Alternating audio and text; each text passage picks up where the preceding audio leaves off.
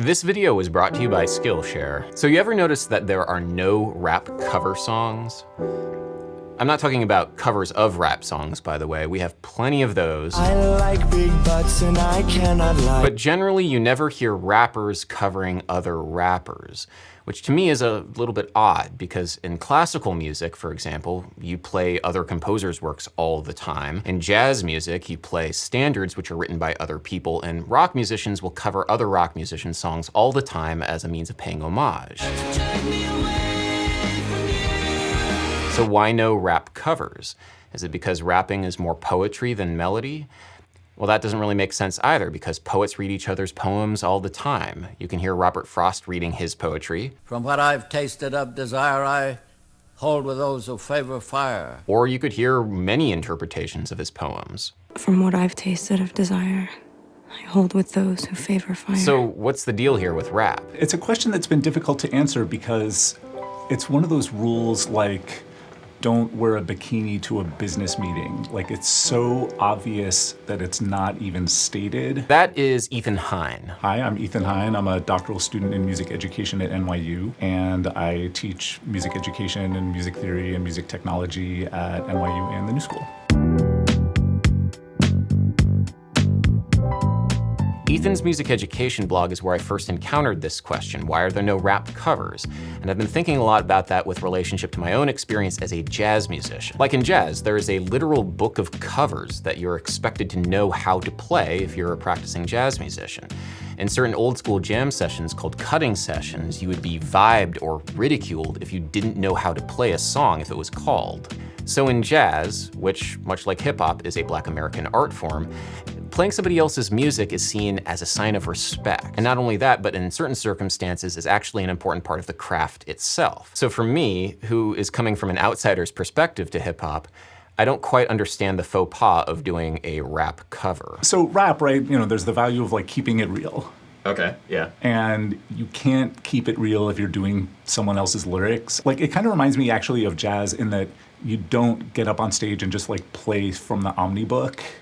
Okay, yeah. Like, that would be lame. But you can quote a Miles Davis lick. You absolutely quote. Okay, right. But you don't just transcribe the solo and then get up on stage and play it. Like, you have to play your solo. So much other music is about like playing characters, right? So in rock, there's no requirement that you keep it real. Like, David Bowie is like a different character on every album, and we're like, yeah, that's cool. That's the creativity. Right. Country, there's a little bit of a keep it real aesthetic. Okay, yeah. But there's a lot of space within it, and it's okay to inhabit characters. Like, it's okay to do a murder ballad even though you've never murdered anyone.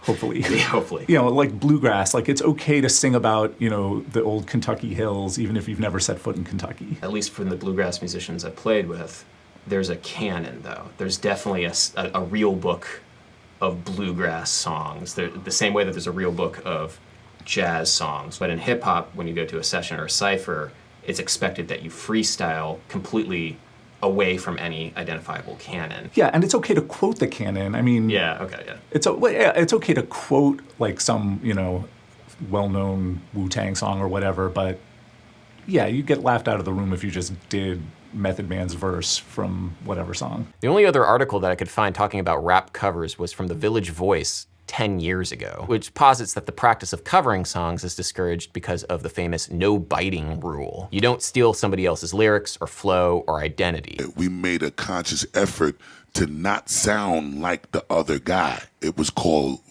biting. And it's against the law, fundamentally, in the traditional day of hip hop, to bite somebody's shit. You can definitely remix and reuse audio. Sampling and the creativity which comes with that is a very big part of hip hop culture, but you would never reuse somebody's verse. That would be biting. I mean, in rap, it's oversimplifying to say that it has to be autobiographical because they exaggerate and they use irony and they play characters and all of that. So it doesn't literally have to be about your personal lived experience, but it does have to be personal. Like, it does have to come from somewhere within you, even if it's not the literal facts of your life, at least your outlook, your imagination. The musicologist Kurt Mosser came up with 4 different kinds of cover songs: the minor interpretation, the major interpretation, the send-up, and the parody. You can probably guess what a rap parody is. The classic example is Coolio's Gangsta's Paradise as rendered by Weird Al Yankovic as Amish Paradise. But what about the other three kinds of covers? Okay, so the minor interpretation is where you're just recreating the song. So like the Fab Four doing a Beatles song as precisely as possible.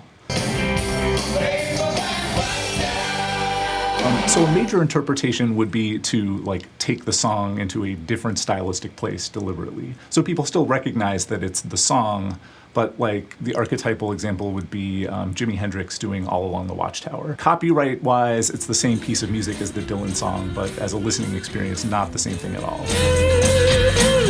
There must be some kind of way out of here. So the third kind is the send-up cover, where you're doing a major interpretation, but ironically.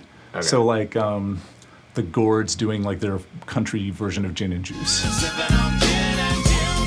Laid back. With my mind on my money and my money on my mind.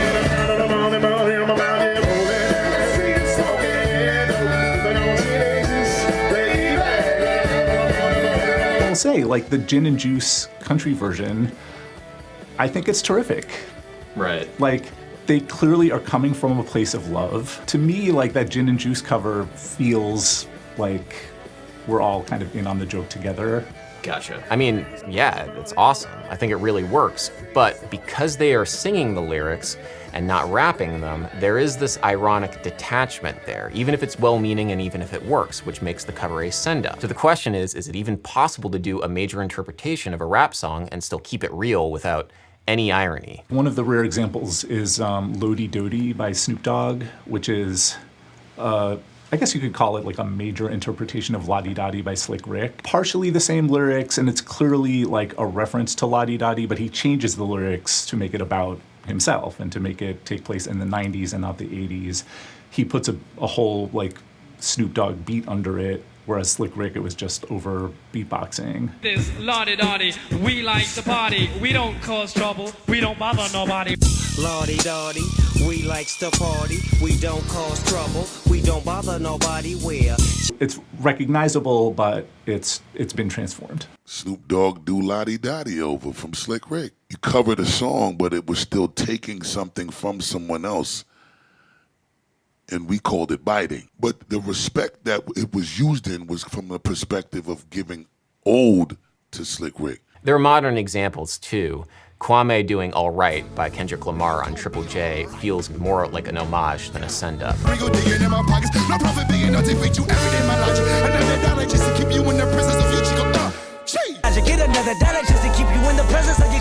Def Squad covering the Sugar Hill Gang's Rapper's Delight in 1997 feels a little tongue-in-cheek to me. Stop, rock it out, baby, rubber to the boogity bang bang, the boogie to the boogity beat. You don't stop. I rock on, baby, rubber to the boogity bang bang, the boogie to the boogity beat. Maybe a little bit ironic, especially since Redman here is flossing. But beyond that, from what I can find anyway, there is a vanishingly small number of rappers within the hip-hop community who are covering other rappers.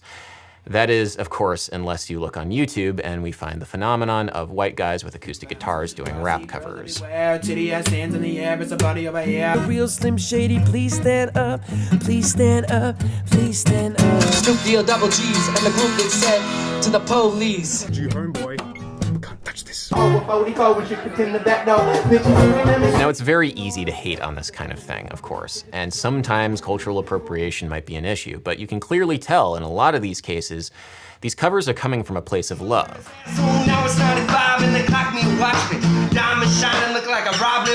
Some of these covers are not intending to be send-ups of the original, but one of the things that you notice when you look at rap covers on YouTube is everybody has an acoustic guitar in front of them. Very few people, even if they're capable rappers, rap alongside a beat. There's always an acoustic guitar there, which I think is an important point. The scariest sentence that I've ever heard spoken was a 6th grader at a middle school in Harlem where I was working in an after-school program. "Mr. Ethan, we want to hear you rap." And I was the only person in that room who was unwilling and unable to freestyle. I come from jazz and jam bands, and like I've like improvised songs from scratch on stage. I'm sure you've done it too. Like, If it's just notes on the guitar, no problem. Improvisation, no problem. You're hiding behind your instrument. For sure. With rap, I feel like you can't hide there. No, you cannot. This gets to the heart of why I think white musicians with acoustic guitars doing rap covers can be so infuriating. There might be a degree of cultural appropriation there for sure, where you have white artists taking black musicians' music and then sanitizing it through irony for a white audience. 99 problems, but a bitch ain't one. But even more than that, I think it's just not that risky to be using somebody else's lyrics and an acoustic guitar and a general sense of irony as a shield to prevent yourself from feeling too vulnerable in front of your audience. That seems to go against the entire ethos of keeping it real.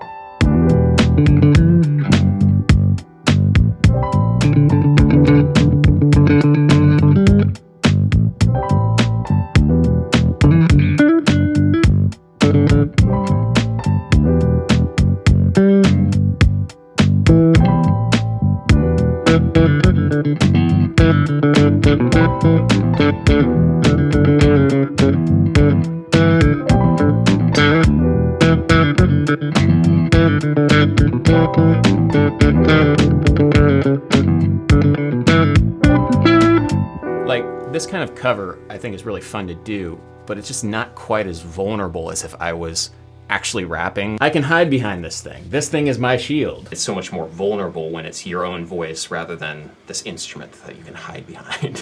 For me, looking at hip hop, this risk and vulnerability is just a very beautiful part of what makes the music the music.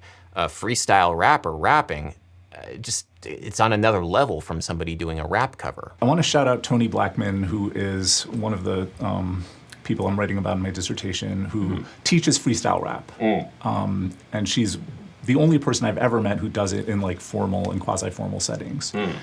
She did it at a session at Loop in LA. It was an hour-and-a-half session, and she spent an hour and a quarter just getting people comfortable. Just doing like improv theater games, listing words that start with A, and then as soon as you stumble, the next person lists words that start with B, and then the next person lists words that start with C. B, C, D, E, G. And you're freestyling on A. I anticipated anxiously as I ate an apple. B, boom, bap, coming through as I bounce this ball for you. C. Doesn't have to make sense, doesn't have to be to a beat. Things slowly kind of build in exposure and danger, and then the very last 15 minutes, she finally puts the beat on, and then you find you can just open your mouth and do it. Everybody's heard enough rap in their life and has spent enough time speaking that all the technique is in there. Yeah. You just gotta lower the barriers. Let's talk about stage fright. Let's talk about envy. Yeah. This is something that Tony talks about a lot, like seeing somebody being good at it and being jealous of them, and that envy being an obstacle to your own flow. What's happening is now, there's a whole generation of music educators who are like growing up listening to rap and wanting to bring that in. And I had a very earnest music ed major last year ask me, like, how would you go about doing like a wind band arrangement of a Kendrick tune? Oof. So that's coming, right? Yeah. And and my immediate reaction was like, don't, just have the kids write verses or something. I don't know, like, but yeah, I mean, it's coming, right? Like somebody's writing a choral arrangement of Kanye West Power as we speak, right? I mean, this gets into, like a big, heavy question of what music education even is for. So in music class, do you learn about music or do you make music? Maybe a little of both? Which one is more important? My feeling is we should teach the kids how to write their own songs and make their own beats and do things that, help them achieve their own musical goals. That is not a belief that's shared by everyone in the profession. Like a lot of people think, no, our job is to broaden their horizons, is to, expose them to the masterworks, is to give them a cultural education. And the two things are not mutually incompatible, but the emphasis has certainly been, here is Beethoven, learn all this music. If you want to write your own music, that's cute, but first you've got to really learn the craft. In English class, you always are writing about something. Right, art class. I don't remember any time in music class until I got to college, until I was studying composition, until I was studying songwriting, where I was actually writing music. Well, maybe we're coming back to the way like classical music worked in like the, before Beethoven, where the composers and the performers were the same people. Yeah. Right? Like Bach had no expectation that anyone would ever play his music except him. Yeah. And he was improvising all the time. Yeah, which is cool, and I wish that we emphasize that fact a lot more when we check out Bach. Bach was famous in his day not for his composing, but for his ability to improvise virtuosically on the organ. He could freestyle very well, if we're going to haphazardly apply a rap analogy. Just like modern day rappers, it was expected that Baroque organists be able to improvise extemporaneously. You couldn't just play other people's music during service. It had to be coming from you, your music, your improvisation. In other words, Bach kept it real. Because I'm keeping it real. Because I'm keeping it real. Because I'm keeping it. If you too would like to keep it real, like J.S. Bach and Murray from Clueless, you can go over to Skillshare and check out the class that Young Guru teaches on audio recording. It's a great introduction on the very basics of practical audio recording, from the science. Walls that are perfectly parallel tend to give you what we call standing waves. To more specific things, including things like microphone choice. Anything that has a high sound pressure level, we would tend to go more with a dynamic microphone. After you've done with that, you can check out the rest of Skillshare, which is an online learning community with thousands of inspiring classes for creative and curious people. The lessons can help you stay inspired, express yourself, and introduce you to a community of millions. If you're interested in joining, the first 1,000 people to click the link in the description will get a free trial of a Skillshare Premium membership. After that, it's less than $10 a month with an annual subscription. Go check it out if you'd like, and if you have any examples of rap cover songs that you think that I should have mentioned that I may have missed, please leave a comment in the comments section. Also, if you have any other ideas on why there are so few rap cover songs, please let me know, because to me it's kind of perplexing, and it's something that I really want to try and get to the bottom of, honestly. Anyway, guys, thank you so much for watching, and until next time. Peace.